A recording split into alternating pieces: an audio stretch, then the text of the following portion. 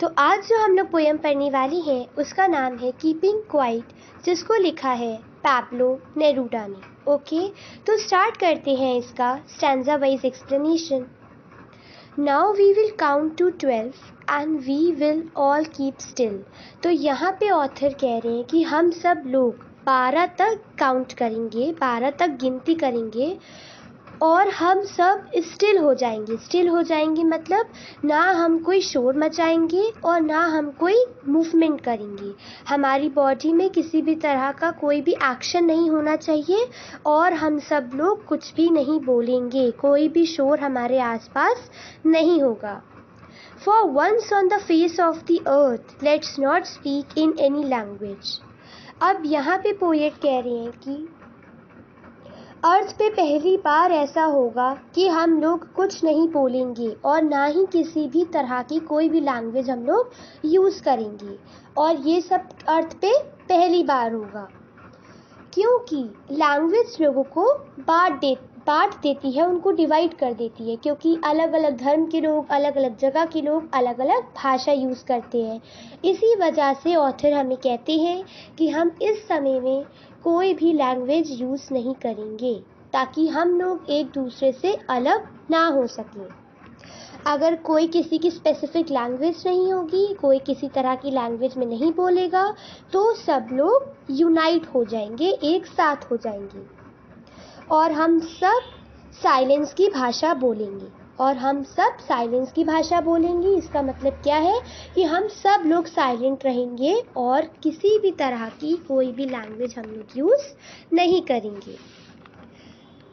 Let's stop for a second and not move our arms so much. अब यहाँ पे poet कह रहे हैं कि कुछ देर के लिए, कुछ सेकेंड्स के लिए हमारी बॉडी में कोई भी मूवमेंट नहीं होना चाहिए। ठीक है, 1 सेकेंड के लिए ही सही, पर रुक जाओ। ठीक है, मतलब अपने हाथों को, अपने आर्म्स को ज़्यादा यूज़ मत करो और बॉडी में कोई भी ज़्यादा मूवमेंट नहीं होना चाहिए। Okay, It would be an exotic movement. Without rush, without engines, we would all be together in a sudden strangeness. तो अब यहाँ पे ऑथर कहते हैं कि ये एक एक्सोटिक मूवमेंट होगा। एक्सोटिक का क्या मतलब होता है? एक्सेप्शनल केस, एक्स्ट्राऑर्डिनरी, जैसा पहले कभी ना हुआ हो। कि हमारी लाइफ में बहुत एक्सोटिक मूवमेंट होगा ये कि जब हम कोई भी नॉइस नहीं करेंगे, कोई भी लैंग्वेज नहीं बोलेंगे, एकदम सब चुपचाप रहेंगे और हम किसी भी तरह का ज़्यादा मूवमेंट नहीं करेंगे। विदाउट रश, विदाउट इंजन्स, यहाँ से ऑथर का मतलब है कि कोई भी रश नहीं होगा। ठीक है, कोई भीड़ भाड़ नहीं होगी, सब लोग चुपचाप रहेंगे, किसी भी तरह का शोर नहीं मचाएंगे।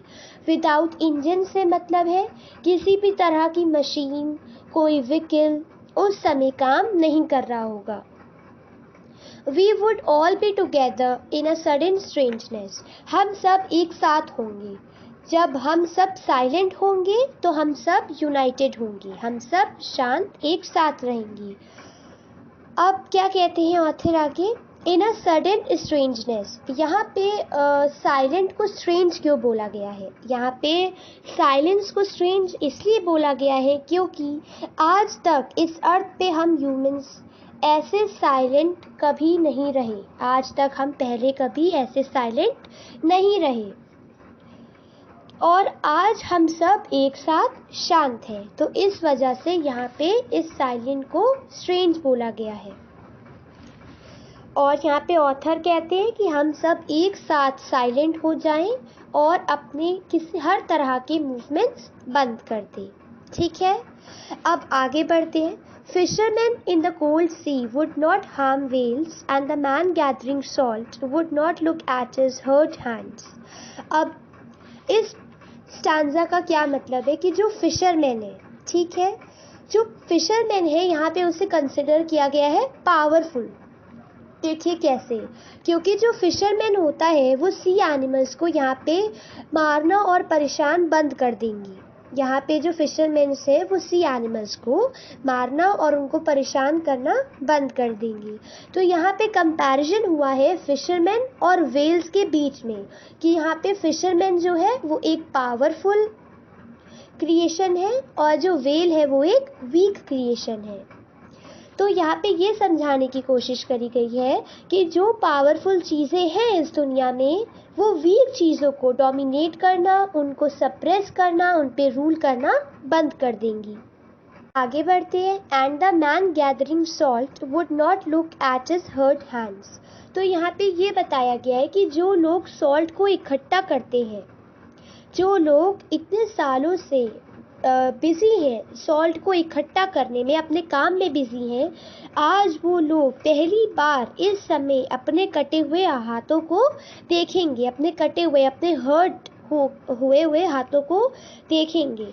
अभी तक हम लोग, यहाँ पे ये समझाया गया है कि अभी तक हम लोग काम करने में इतने बिजी हैं, इतने बिजी रहे कि कभी हमें खुद के लिए, खुद को देखने के लिए टाइम ही नहीं मिला कि हम खुद को कहाँ से कहाँ ले आए हैं और हमने इस बिजी दुनिया में, इस बिजीनेस वर्ल्ड में खुद को कितना ज़्यादा हर्ट किया है, हार्म किया है, ये हम आज रियलाइज़ करेंगे।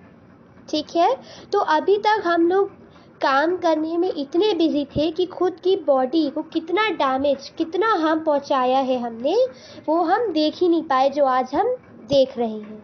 Okay, Those who prepare green wars with gas, war with fire।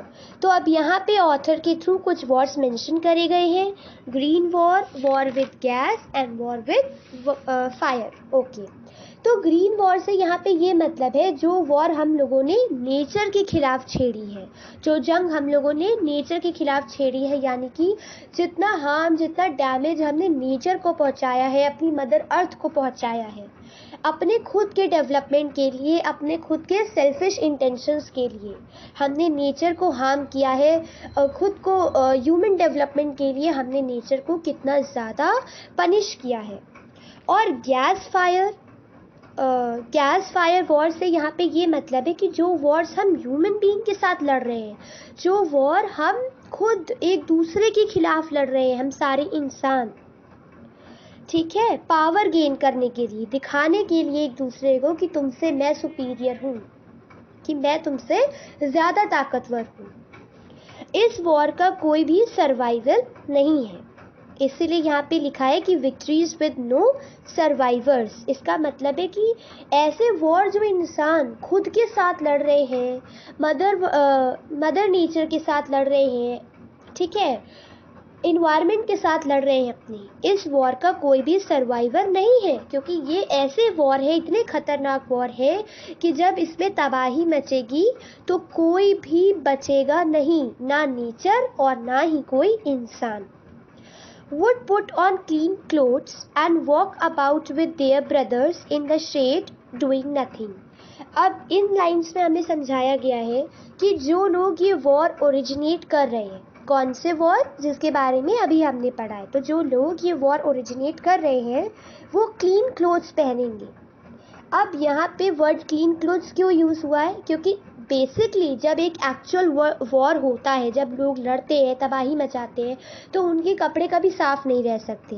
ये तो बहुत कॉमन सी बात है ना, उनके कपड़े कभी साफ़ नहीं रह सकते, उनके कपड़ों में दाग, मिट्टी, खून के धब्बे, ब्लड स्टेन्स रहते हैं। लेकिन इस बार ऑथर ने क्या कहा है कि अब इस बार हम सब लोग क्लीन क्लोथ्स पहनेंगे, मतलब हमारे क्लोथ्स में किसी भी तरह का कोई भी दाग, ठीक है, कोई भी गंदगी हमारे कपड़ों में नहीं होगी।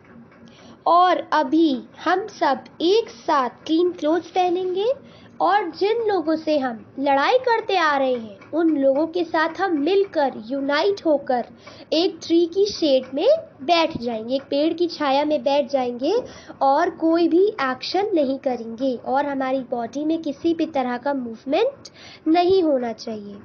What I want should not be confused with total inactivity। अब यहाँ पे ऑथर कहते हैं कि मेरी पहली की लाइंस को पढ़कर कंफ्यूज मत हो जाना और ये मत समझ लेना कि मैं चाहता हूँ कि तुम लोग कुछ करो ही ना। ठीक है, कि आप हर तरह की एक्टिविटी बंद कर दो, ये ऑथर नहीं चाहते हैं। और वो ये भी नहीं चाहते हैं कि अभी तक जो भी ऑथर ने आपको समझाया है उससे आप इन एक्टिविटी को कंफ्यूज ना हो जाओ। इन एक्टिविटी होती है जिसमें आप कुछ भी नहीं करते, लेकिन ऑथर ने आपको हर तरह की एक्टिविटी बंद करने को नहीं कहा है। ठीक है, life is what it is about. तो यहाँ पे बताया जा रहा है कि लाइफ तो चलती ही रहती है, वो जैसी भी है, ठीक है, उसमें कितनी भी हार्डशिप्स है वो रुकेगी नहीं। लाइफ इज नेवर एंडिंग, वो चलती ही रहती है। If we were not so single minded about keeping our life moving and for once could do nothing. अब इन लाइंस में क्या बताया गया, आप देखिए। सिंगल माइंडेड का तो पहले मतलब समझ लेते हैं। सिंगल माइंडेड का मतलब होता है a person with only its main single aim. जिस इंसान का सिर्फ एक ही एम हो और उसके अगल बगल उसे और कुछ ना दिखाई दे, उसको सिर्फ वो एक ही अपना एम दिखाई दे जो उसके दिमाग में है, तो ऐसे इंसान को हम लोग सिंगल माइंडेड कहते हैं। इस इंसान के माइंड में सिर्फ एक एम है और वो उसके पीछे अपनी जी जान लगा दे रहा है और उसके आगे पीछे उसको और कुछ भी दिखाई ना दे रहा हो। तो अब इन लाइंस में ऑथर कहते हैं कि अगर हम सब सिंगल माइंडेड ना होते, काश हम सब अपनी लाइफ को लेकर सिंगल माइंडेड ना होते, हम बस अपनी लाइफ को मूव कराना चाहते हैं। हम सब लोग किस चीज़ में लगे हुए हैं, अपनी लाइफ को मूव कराने में लगे हुए हैं, आगे बढ़ाने में लगे हुए हैं। और बस एक बारी हम सब अपनी लाइफ को आगे मूव करने के बारे में कुछ ना सोचे, कुछ ना करें। ठीक है, तो यहाँ पे हमारे ऑथर हमसे क्या कह रहे हैं कि आज तक हम क्या करते आए हैं कि अपनी लाइफ के बारे में सिंगल माइंडेडली सोचते आए हैं, लेकिन अब हमें क्या करना है, अब हमें अपनी लाइफ को लेकर कुछ नहीं सोचना है, कोई एक्शन नहीं लेना है। Okay, perhaps a huge silence might interrupt this sadness of never understanding ourselves and of threatening ourselves with death।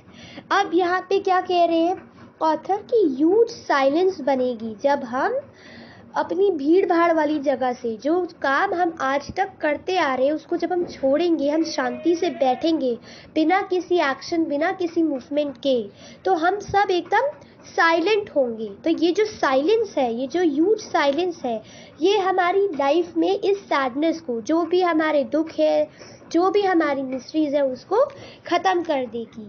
मतलब हम लोग अपनी लाइफ को मूव करने में इतने बिजी हैं according to our parents and according to our society.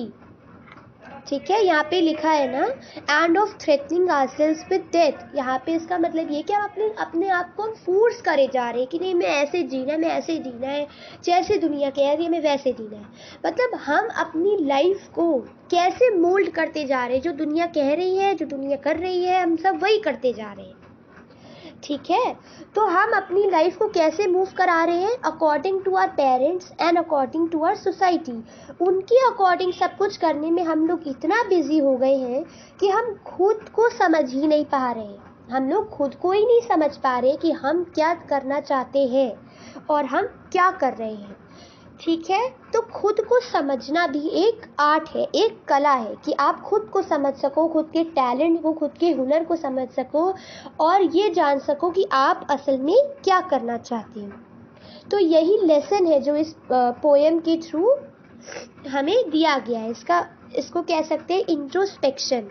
इसका क्या मतलब होता है इंट्रोस्पेक्शन का, खुद को समझना, खुद को जानना, इसको हम लोग इंट्रोस्पेक्शन बोलते हैं। खुद के अंदर झांकना कि हम क्या चाहते हैं। ये मेन लेसन है जो हमें ऑथर के थ्रू इस पोएम में मिला है। ओके, अब देखिए हमें क्या कह रहे हैं ऑथर कि हम सब लगे रहते हैं कुछ ना कुछ करने में, इस वजह से हम अपनी लाइफ का मेन एम क्या है वो सेलेक्ट नहीं कर पाते। ठीक है, क्योंकि हम दूसरों को बेसिकली कॉपी करते रहते हैं, सोसाइटी क्या चाहती है, ये दूसरे लोग क्या चाहते हैं, हम वही फॉलो करते रहते हैं और इसी वजह से हम खुद को समझ नहीं पाते कि हमें क्या करना है और हम क्या करना चाहते हैं। अर्थ ने हमेशा हमें ये प्रूफ किया है कि जब कोई डेथ होती है तो फिर से उसका न्यू जन्म होता है, फिर से उसका नया जन्म होता है और वो पिछले जन्म से भी सुंदर होता है। ठीक है। तो अर्थ ने यानी कि नेचर ने हमें ये प्रूफ किया है कि जब किसी भी चीज़ की डेथ होती है तो उसका फिर से नया जन्म होता है और वह जन्म पिछले जन्म से भी ज़्यादा सुंदर होता है, ठीक है। और जब हम साइलेंट हो जाएंगे, जब हम एक साथ यूनाइटेड हो जाएंगे तो और हर तरह के अपने मूवमेंट बंद कर देंगे, ठीक है। तो अर्थ, मदर अर्थ, नेचर ने हमें यहाँ पे क्या लेसन दिया है, नेचर से हमें यहाँ पे क्या लेसन मिला है, नेचर ने, अर्थ ने हमें ये लेसन दिया है कि जब किसी चीज़ की डेथ होती है तो उसका पहले से भी ज़्यादा सुंदर नया जन्म होता है। अब आगे की लाइन्स में आ जाते हैं।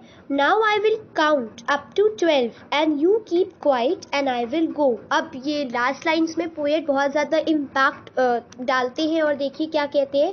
ऑथर कहते हैं कि अगर तुम मेरी बातों को समझ पाए हो, जो मैंने तुम्हें इन लाइन्स के थ्रू समझाना चाहा है, अगर तुम उनको पढ़ पाए हो, समझ पाए हो, मेरे मैसेज को समझ पाए हो, तो अपनी 12 तक गिनती अब तुम चालू करो। यही लाइंस जो उन्होंने स्टार्टिंग में कही थी कि अपनी 12 तक गिनती चालू करो, काउंट अप टू 12, और साइलेंट रहो, यानी कि कोई भी नॉइस तुमको नहीं मचानी है, कोई भी मूवमेंट तुमको नहीं करना है। और अब मैं जा रहा हूँ। अब पोएट, हमारे ऑथर कहाँ जा रहे हैं?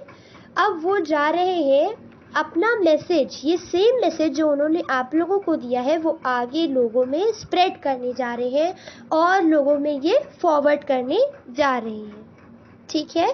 तो इसी एक्सप्लेनेशन के साथ हमारी पोएम हो जाती है एंड। Thank you.